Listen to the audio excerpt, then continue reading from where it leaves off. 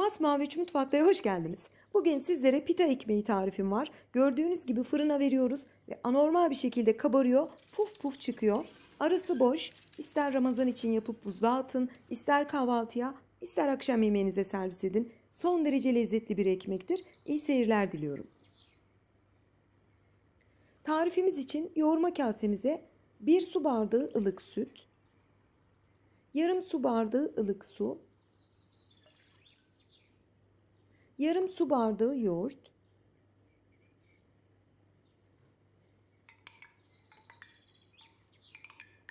2 yemek kaşığı sıvı yağ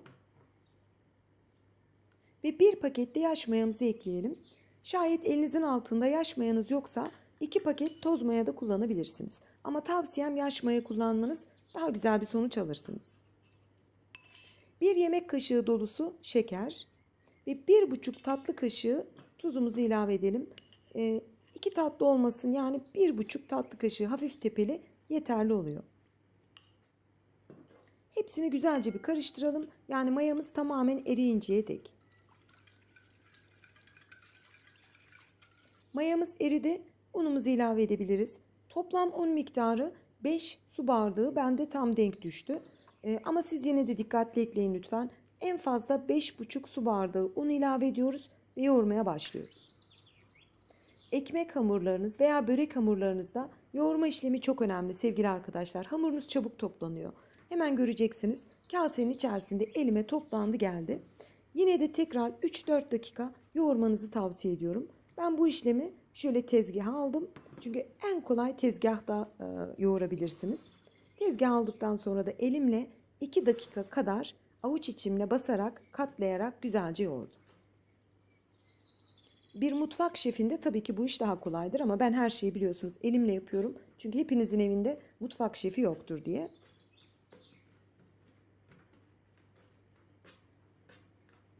Basarak yoğurduğumuz için son derece kaliteli ve harika bir hamurumuz var. 2 dakika yoğurdum tezgahın üzerinde ve mayalanması için tekrar kasenin içerisine transfer yapıyorum ve üzerini de bir streç folyo ile güzelce kapatıyorum. Bu arada hemen belirteyim, mayalanma süreci ortam ısısıyla alakalıdır. Yani ılık bir ortamdaysa 35 dakikada gelebilir ama soğuk bir ortamsa 1 saati bulabilir. O yüzden belli bir süre veremiyorum. Ben fırının içerisinde mayalandırdım, ılık fırının. 35 dakikada bu şekilde mayalanıp kabarmıştı. Mayası gelmiş hamurumuzu bir hamur kartıyla veya elinizle, evinizde hamur kartınız yoksa, şöyle ortaya doğru katlayarak havasını alalım.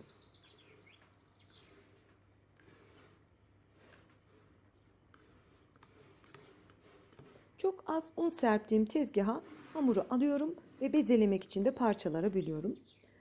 Yine pita ekmeğinizin büyüklüğünü ne kadar istiyorsanız minik minik de yapabilirsiniz. Ben 12-13 santim çaplarında büyük pita ekmekleri yaptım. Siz diyorsanız ki 7-8 santimlik minik minik olsun, o kadar küçük beze alabilirsiniz. Göz kararı hamuru bir düzelttim ve parçalara böldüm.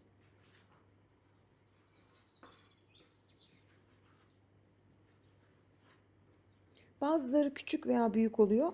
Hiç önemli değil. Siz onu beze alırken baktınız ki bazıları büyük olmuş. Birazcık koparıyorsunuz.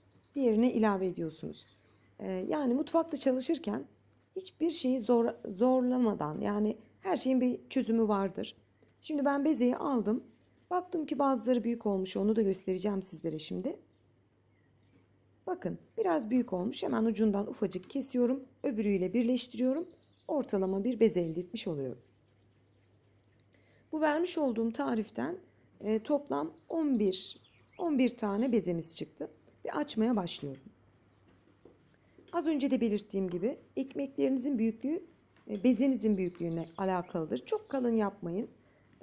Şöyle 13-14 santim çapında inceliğini de göreceksiniz. Yarım santim inceliğinde pita ekmeklerini açarak bitiriyorum.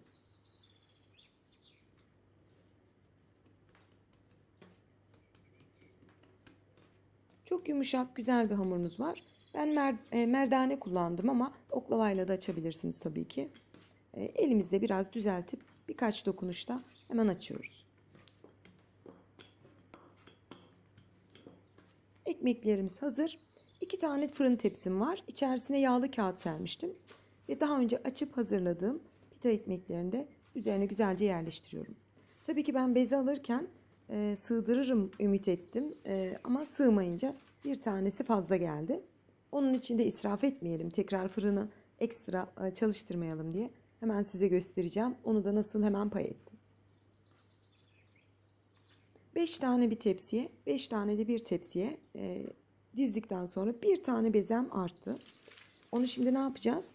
Ben onu hemen bir düşündüm. Dedim ki tekrar fırın yanmasın. Bir ruletle ortadan şöyle güzelce kesip tepsilere pay ettim.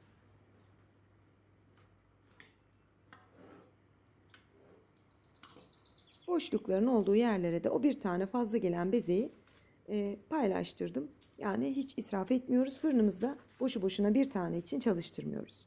Pita ekmeklerimiz bitti. Vermiş olduğum bu tariften tam 2 tepsi, 10 tane büyük boy, bir tane de artmıştı. Minikler çıktı. Önceden ısınmış alt üst ayar 250 derece fırına gönderiyoruz. Bakın şimdi izleyeceksiniz. Fırın çekimi yaptım sizler için. Şahane kabarıyor. En sevdiğim çekimlerden biridir. Samimi söylüyorum. Toplam pişme süresi 9-10 dakika sevgili arkadaşlar. Dikkatli olun yoksa yanar. Çok çabuk pişiyor. Yani 10 dakikada pişmişti benimkiler. Hemen fırından çıkardım. Diğer tepsimiz de pişti. Çok güzel görünüyorlar. Yapımı çok güzel ama o piştiği andaki kabarması anlatamam. Çok şahane bir görünümü var. Tabii ki hemen büyük bir zevkle sunum için hazırladım ve doku testine geçiyorum.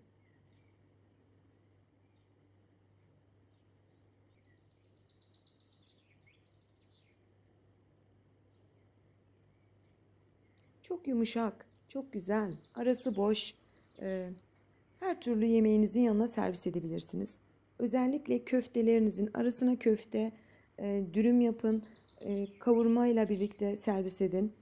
İftar sofranıza, misafirlerinize ev yapımı ekmeğin yerini hiçbir şey tutmaz diyorum. Tertemiz, sizin mutfağınızdan çıkıyor çünkü. Şöyle bölerek de tabii ki göstereceğim.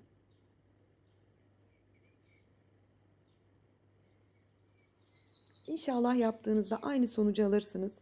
Sevgili arkadaşlarım hemen belirtiyorum. 250 derece alt üst ayar ısınmış fırında 10 dakikada pişiyor. Gözünüz fırında olsun yoksa ekmekleriniz çok çabuk yanabilir. 10 dakika yeterli. 2 tepsi pita ekmeğini toplam 20 dakikada pişirmiş ve çıkarmıştım.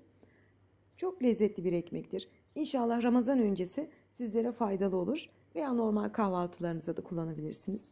Bir dahaki tarifimde buluşmak ümidiyle diyorum. Hepinize güzel bir hafta sonu diyorum. Güzel bir Ramazan diliyorum. Tekrar görüşmek üzere.